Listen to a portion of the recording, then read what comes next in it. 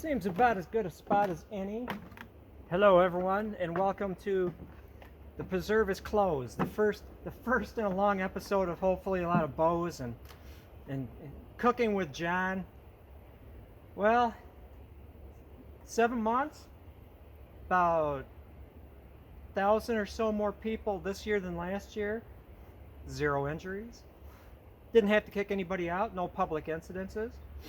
So it was a great year, fantastic year. A lot of school groups too. And so strike up another one. I think that was season 24 in my tenure as the manager of Das Swift. When I closed the gates, I kind of joke, it's like Swift Sylvania. This is my kingdom, Swift Sylvania.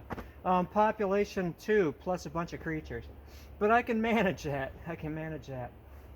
Speaking of breakfasts, speaking of healthy basic food, and I really try my best. I could live on pizza. Certain pizzas, I could just live on that. I could certainly live on breakfast sausage and bacon and eggs. But I've heard that's not the greatest thing for you. So I actually do make an effort. I cook, and part of the reason I'm bringing this up is I was at a grocery store and I was buying stuff. And I was in line. I had a lot of kale. I had, vegetables. I had other vegetables, fruits, good stuff. Very good stuff. And I'm a milk drinker. Heck, my parents were from Wisconsin, so I have to drink milk or else I'd get kicked out of the family. Organic whole milk. And I almost went for the 2%. But it's like, if it's less than whole, why bother drink it? In fact, I wish they had Jersey cows pumping their milk into these cartons, because Jersey cows even have a higher fat content than normal cows. Jersey cows are not normal. They are not normal. If you see a cow riding a bicycle through a field, it's a Jersey cow. But I think they only have them in New Jersey. I jest. Okay, so this is an interesting combination that you might not think about. I like south of the border food. Love peppers. Love refried beans. Love all that stuff. But how about this? First of all, you have to start out with corn tortillas, not wheat tortillas, or tortillas as amateurs refer to them. It's got to be masa. It's got to be corn tortillas. And fry them up in your cast iron skillet. All of you should have cast iron skillets. Bulletproof, greatest things, non-skid, or non-stick. Yeah, non-skid. Ah! Fell in my skillet. And so you get those things going. I use olive oil because I like olive oil. Not the highest, smoke temperature, but whatever. You don't have to go crazy on it. Got your tortillas there. And I actually have some beans in a pot soaking, but I went kind of non-committal, and cans of refried beans, black beans. I like black beans. I like all sorts of beans, but black beans.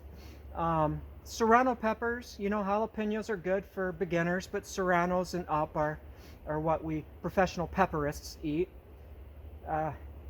I'm not going to go habaneros and ghost peppers. No, I'm not that rugged anymore.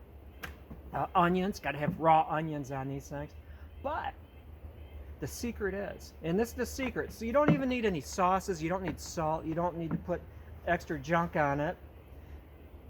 Greek yogurt. Greek yogurt, refried beans, serrano peppers, onions on a corn tortilla. Heat it up, and you could make it crispy with the olive oil and stuff. But oh man, I could live on that. I would rather live on that than pizza, because you're looking at the Greek yogurt, you're looking at the refried beans, you're looking at the peppers, you're looking at the onions, and that's a good breakfast. A lot better than going to the big boy breakfast bar and picking out on sausages. Got to be concerned. I just turned 58, so my life is a third over now. Yeah.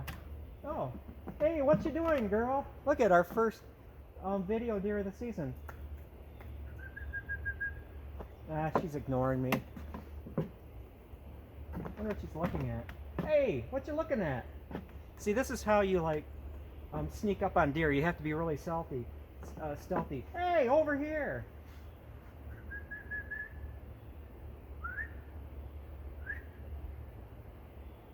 She's busy doing something, or else I don't know if you can see her over there. Okay, I said I made it to the store. Now, I'll talk about bows, don't worry. Oh, there's something over there. Maybe the fox. Hey, fox, are you over there? You have to be good at calling foxes. Here's how the fox call. Yo, fox. Oh, well. Back to reality. Okay, I've been known to produce things, flat Earth, spherical Earth. I'm not going to get into that. But, sometimes I entitle my videos, crossbows, or Big Ash crossbow proves Earth is flat, and I'll shoot like that glider out of that. Yeah, they're all over the place, that crossbow. But I've been watching a few, and I don't junk up my day completely on this sovereign citizen things. Let's talk about that. I'm not driving, I'm traveling, and this is not a car. This is a vessel. Some cars float. I had a Volkswagen Rabbit, and Rob and I would drive it through a river and then come along it to the other side. But technically, cars are automobiles, motor vehicles. It's a vehicle with a motor in it. When you're behind the wheel and operating it, you're operating it. You're manipulating stuff. So this whole business of like, I'm not driving, I'm traveling. Well, yeah, but you're still driving. Think about this. We've all watched one of our favorite movies. Wow, this is going to lead into Brad Pitt here, how I'm disappointed in him. Road Warrior, Beyond the Thunderdome, Mad Max, And, it's interesting to watch, but I really wouldn't want to have society like that. Now think about it. Sovereign citizens, if they had their way, you wouldn't need licenses, i.e., you wouldn't need to demonstrate a proficiency in operating or traveling in a vessel. Let me be a little off color here. No insurance. How many of us have been hit by drivers, drunk drivers, that's the double whammy, that didn't have insurance? Or how many of us want to have it so you don't need a license, so you can't have it taken away, so you can drive drunk as much as you want? Picture the mayhem. There would be blood on the highways. And I'm not really being cute or coy here, because that's the way it would be. Picture it. 14-year-old kids, 10-year-old kids behind the wheel of a car. What's going to stop them? You don't need a license. All these uninsured drivers out there. And as a consequence, cause and effect. You see, I don't believe that the sovereign citizens understand cause and effect. They only see things through their own vision. Well, I'm responsible. They forget all the other millions of people on the roads that may not be responsible. But what auto company, what financial institution would be willing to loan money for a vessel if the drivers weren't, or the travelers weren't licensed, that demonstrates that they can actually drive, or insured?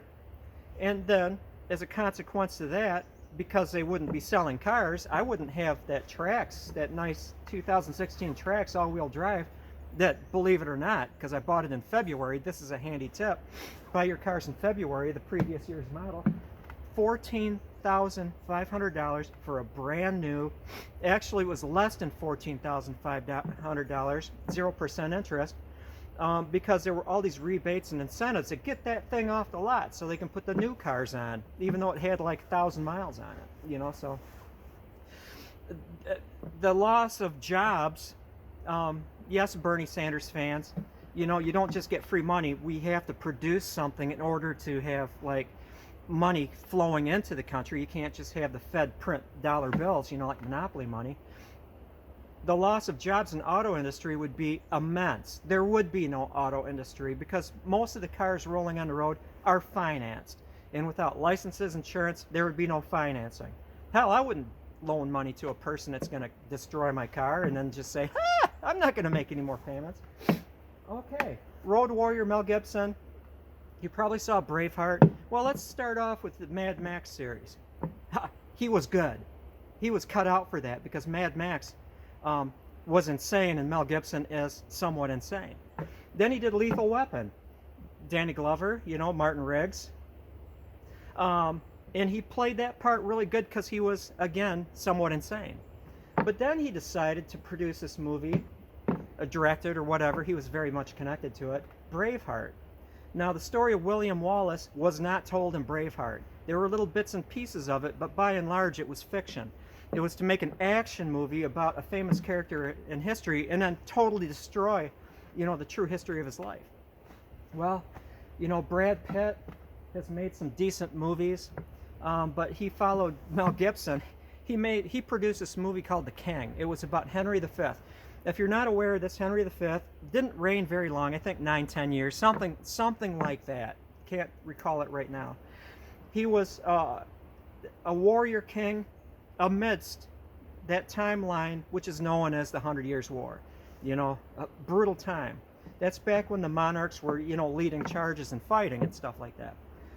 For you bowyers, bow people, archers out there, he was also the king that was at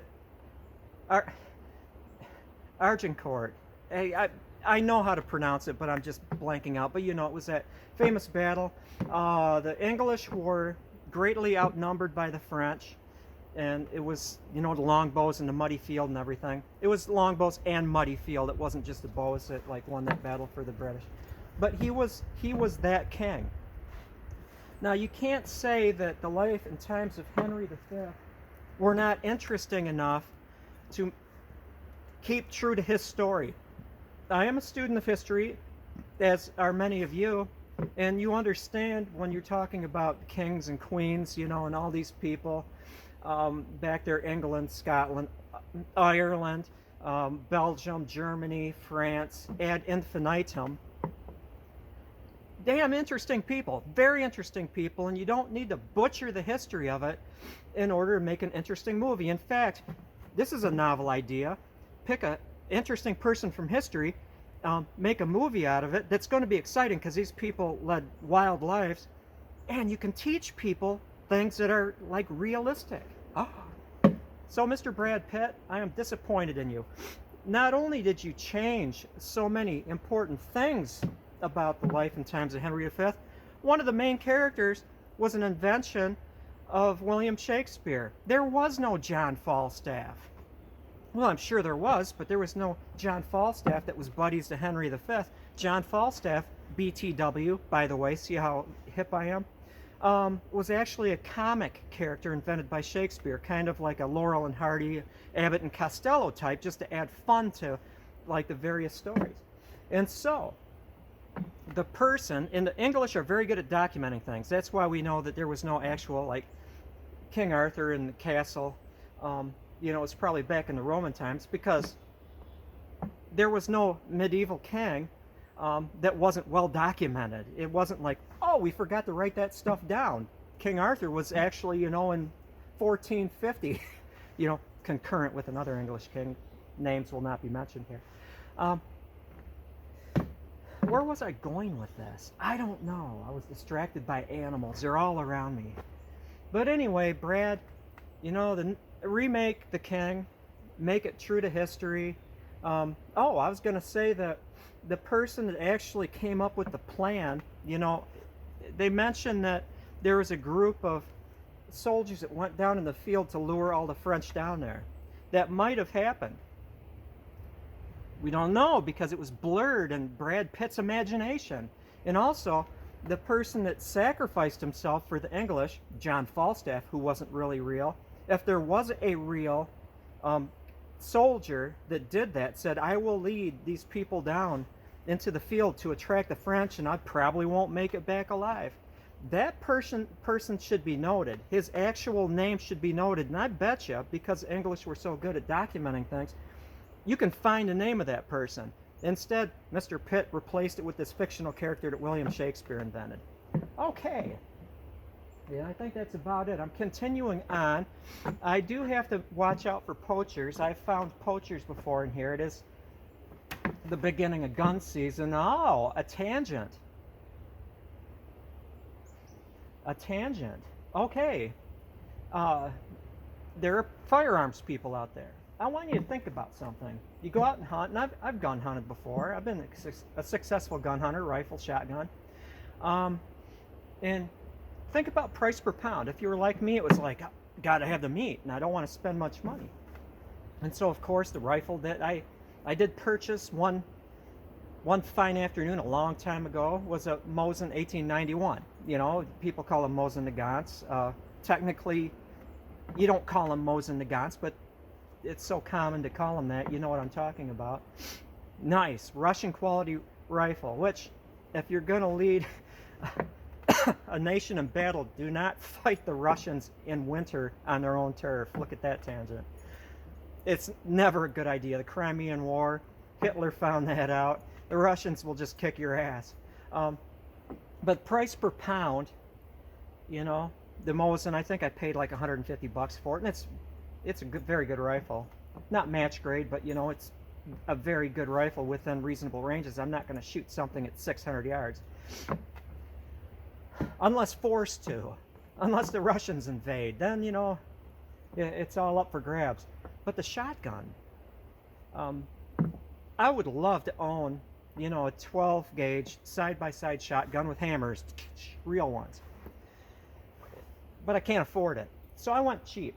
20 gauge that I bought a long time ago. I may or may not have it. There's a reason why I'm prefacing with that. I may or may not have it. Fully registered, you don't, all that good stuff. But anyway, 20 gauge, perfectly adequate for deer with slugs.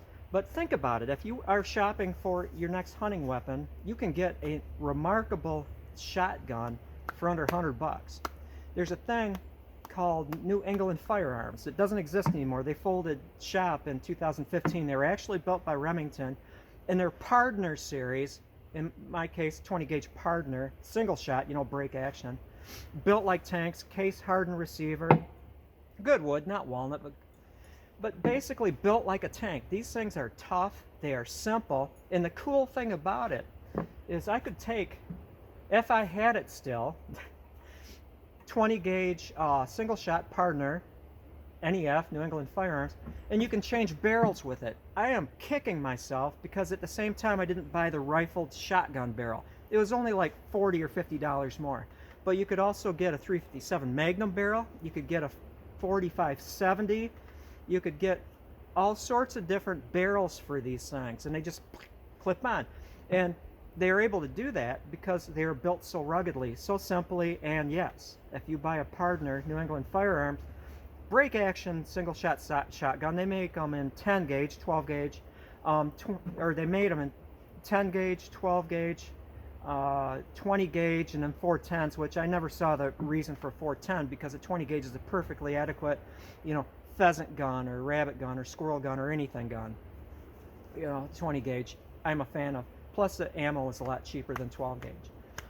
Not much kickback either. It's kind of a pleasant little thing to shoot and pretty darn accurate, you know, even with that smooth bore barrel and, you know, sabos, I'd be able to hit, you know, a target like that at about 30 yards easy, you know, and bigger, slightly bigger beyond, so it was a good deer rifle, or deer shotgun. I think that is it. I better continue on my way because I got a pile of bows. See, I ate a good breakfast. I'm scanning for poachers and doing my walk, and now it is bow making time. I've got a pile of archery type devices that I'm working on at once. My goal, not including Phil's bow that, you know, is on the cusp of being finished, my goal is 20 bows this season, and I don't want to let anything out of the bag because I'm not going to be doing commissions. I want to just make what I want to make, you know, and here it is. You know, if you have a particular style or draw weight, just wait because chances are I'm going to get that. But because 7 months this season, April 1st to November 15th, you know, the final, and then now it's closed, it's mine. It's mine, it's Swift Sylvania again. I want to just spend the winter having fun, you know, music, making whatever bow I want, and stuff, doing stuff. Maybe writing my second book. I got some ideas. But I kept you long enough. Covered a variety of topics. That is it. Plus you saw some wildlife. That's always good.